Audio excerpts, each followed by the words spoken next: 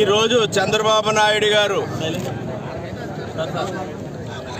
ఏదైతే ప్రకటించారో ఆ ప్రకటన ఉచిత ఇసుక పేద ప్రజలకు ఒక పండుగలా ఈనాడు ఉచిత ఇసుక ప్రారంభించడం జరుగుతూ ఉంది. గత 5 ఏళ్లుగా గత ప్రభుత్వ నిర్వాహకం వల్ల పేద ప్రజలు అనేక ఇబ్బందులు పడ్డారు. కార్మికులు, భవన నిర్మాణ కార్మికులు కూడా ఉపాధి లేకుండా ఇబ్బందులు పడ్డారు. పనులు లేనటువంటి పరిస్థితి, పేద ప్రజలు ఇల్లు కట్టుకోవడానికి కూడా భారమైనటువంటి పరిస్థితి. ఇసుకని అడ్డం పెట్టుకుని ప్రకృతి వనరుల్ని దోచుకుంటూ అనేక విధాలుగా వైసీపీ నేతలు కొల్లగొట్టారు. ఈనాడు చంద్రబాబు నాయుడు గారు ఉచిత ఇసుక అందించడం ద్వారా పేద ప్రజలకు, భవన నిర్మాణ కార్మికులకు అందరికీ ఒక టన్ను 245 రూపాయల చొప్పున నిర్వహణ ఛార్జీలు అన్నీ కలుపుకుని, సేంద్రేజ్ అన్నీ కలుపుకుని లోడింగ్ చేసి ఇక్కడ అందివ్వడం జరుగుతూ ఉంది. ఈనాడు ఈ కాలంలో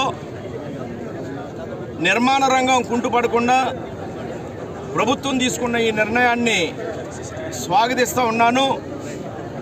అదే కాకుండా సేంద్రేజ్ వల్ల గ్రామ పంచాయతీలు కూడా బలోపేతమై ఆర్థిక పరిపుష్టి కలుగుతుంది.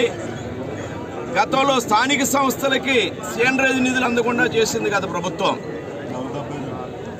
మరి ఈనాడు ఎంతో మేలు చేకూర్చే విధంగా ఉచిత ఇసుక పథకాన్ని చంద్రబాబు నాయుడు గారు, అదేవిధంగా పవన్ కళ్యాణ్ గారు, మోడీ గారు ఎన్డీఏ కూటమిలో భాగస్వాములుగా ప్రజలకు ఉపయోగపడాలి, పేద ప్రజలకి మేలు కలగాలి అనే ఆలోచనతో వచ్చినటువంటి కార్యక్రమం ఈనాడు ఉచిత ఇసుక కార్యక్రమం. దాన్ని ఇక్కడ ప్రారంభిస్తున్నందుకు ఎంతో గర్వపడుతూ ఉన్నాను. ఇది ఎక్కడ దుర్వినియోగం కాకుండా సక్రమంగా ఎవరికైతే అవసరం ఉందో వారికి అందే విధంగా అధికార యంత్రాంగం అందరూ చర్యలు తీసుకోవాలని కోరుతూ ఉన్నాను. మరి ఈనాడు ఉచిత ఇసుక మళ్ళీ తదుపరి కూడా ఇదే విధంగా అందరికీ అందుతుందని కూడా ఈ సందర్భంగా తెలియజేస్తూ ఉన్నాను. మరిన్ని వీడియోస్ కోసం ఛానల్ ని సబ్స్క్రైబ్ చేయండి. లేటెస్ట్ అప్డేట్స్ కోసం వాట్సాప్ ఛానల్ ని ఫాలో చేయండి. అండ్ లింక్ డిస్క్రిప్షన్ లో ఉంది.